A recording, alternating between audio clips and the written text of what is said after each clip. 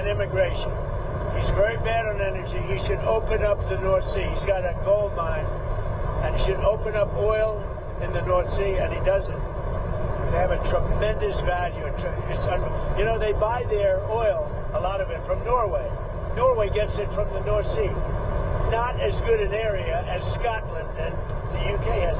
So they're paying Norway a fortune for oil that they take out of the North Sea. Do you think Starmer's going to survive as Prime Minister? It's a tough thing, unless he can straighten out immigration where he's weak, and if he doesn't start drilling and stop with the windmills all over the place that are causing havoc. They're causing havoc. Most expensive form of energy. They kill the birds. They're unsightly. They're ruining the landscape. If he doesn't stop with the windmills, he's got to do energy. He's got to open up the North Sea. You know, he's got one of the greatest oil finds anywhere in the world, and he's not using it. And I tell him that. He's not using it. Should he quit? The oil companies call me every day. Please, please, we want to go to the North Sea. He doesn't allow it to happen. Should he quit? I don't say that.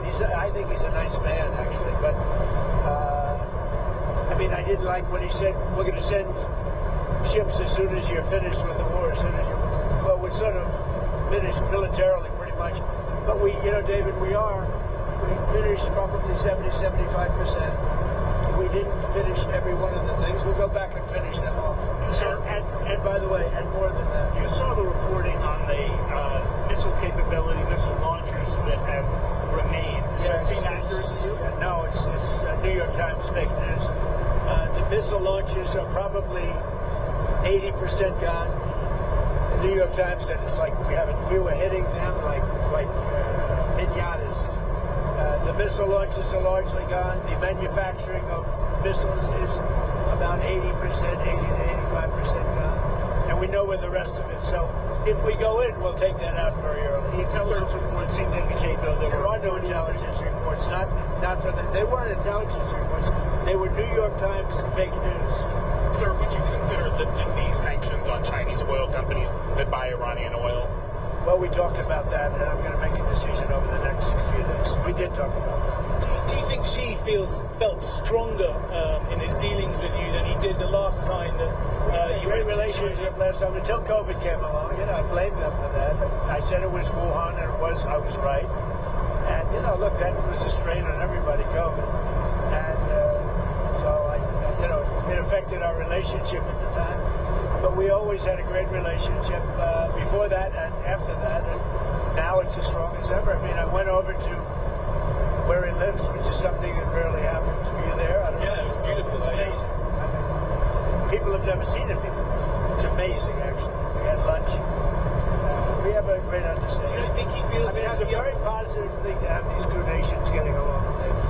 Mr. President, on Taiwan again, you said you were going to check with the president of Taiwan, but the 1982 assurances that President Reagan gave said the United States would not consult with China on arms sales to Taiwan. So it sounds to me like you have consulted Well, I with think China. 1982 is a long way. It was? That's a big far distance You away. dispensed with them? No, I didn't say anything about it, but certainly, you know, he brought that up. He talked about that to me, obviously. So what am I going to do? Say I don't want to talk to you about it because I have an agreement that was signed in 1982. No, we discussed arms sales too. And what's his request? We discussed the Taiwan, you know, the whole thing with the arms sales was in great detail, actually. And I'll be making decisions. What was his request? But, you know, I think the last thing we need right now is a war that's 9,500 miles away. I think that's the last thing we need. We're doing very well. Would the US defend Taiwan if it came to it? I don't want to say. I'm not going to say that. There's only one person that knows that. You know who it is? Me. I'm the only person. That question was asked to me today by President Xi. I said, I don't talk about those things. He asked you today.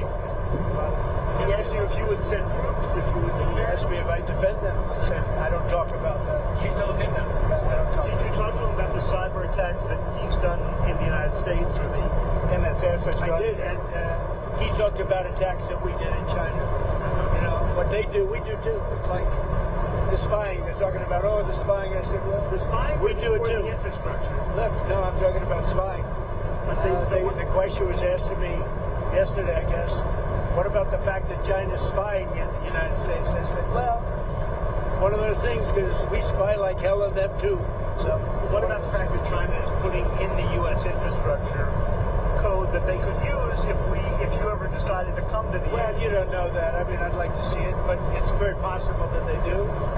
And we're doing things to them. I told them, we do a lot of stuff to you that you don't know about, and you're doing things to us that we probably do know about. But we do plenty. It's a double-edged sword. So again, on President Xi, a couple of years ago when President Biden met him in San Francisco, he was asked if he thought President Xi was a dictator. Do you think President Xi is a dictator? No, but I think that President Biden was an incompetent president. He gave us the Iran nuclear deal, which allowed Iran to have a nuclear weapon within a matter of years from the time they said, I terminated it. If I didn't terminate that, Iran would have a nuclear weapon, and they would have used it within probably 2 years ago, 3 years ago. If I didn't go in with the B-2 bombers 9 months ago, Iran would have a nuclear weapon, and nobody would be able to talk to them. By the way, they would have used it already. But do you think President Xi is a dictator or not? I don't think about it. He's the ruler. He's the president of China. I don't think about it. You deal with what you have. I respect him.